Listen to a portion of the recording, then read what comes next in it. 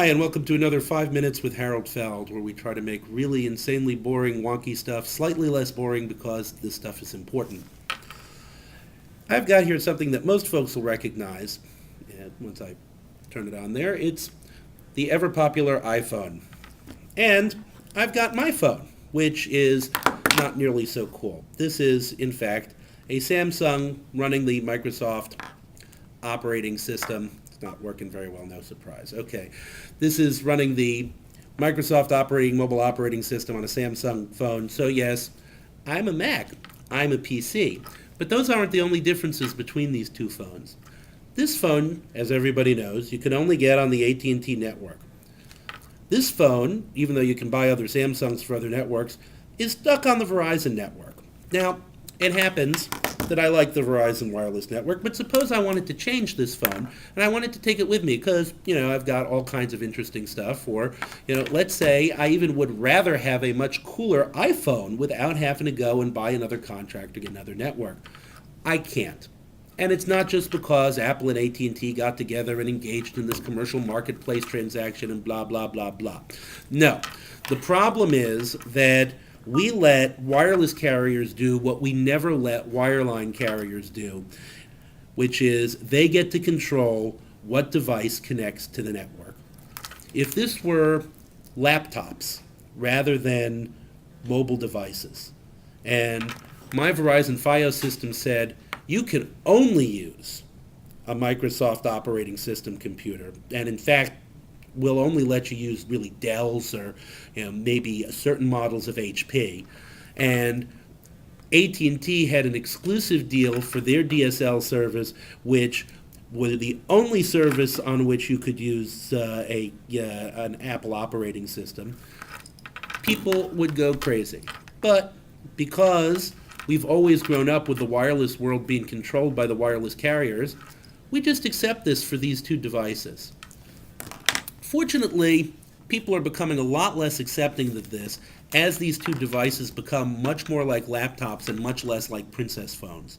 Congress and the FCC are now taking a serious look at whether allowing wireless carriers to dictate who gets which device and how they get billed is really something that we want to allow happen.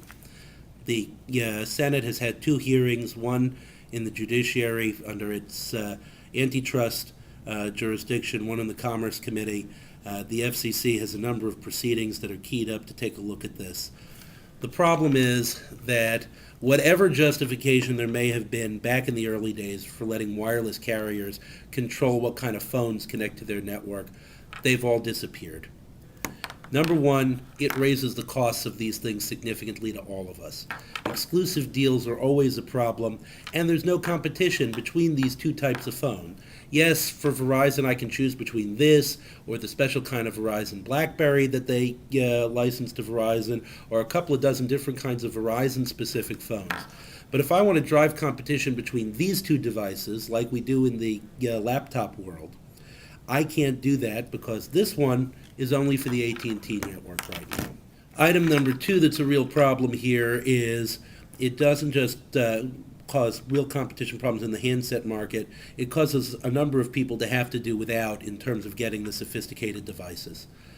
Rural carriers can't get access to this kind of equipment. The exclusive handset deals for the best devices, the flashiest devices, the ones with all of the functionalities that people want, those go to the major carriers. Smaller carriers and rural carriers that are trying to provide service are just out of luck in terms of what they're able to offer their customers.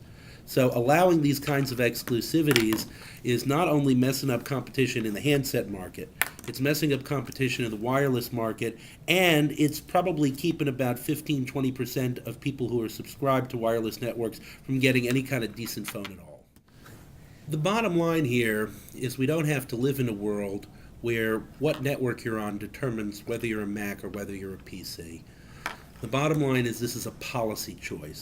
It was a policy choice back in the wireline days when the FCC said that Ma Bell had to open up their network, and that's what created the possibility of having all different kinds of laptops in the first place. It's a policy choice for us again.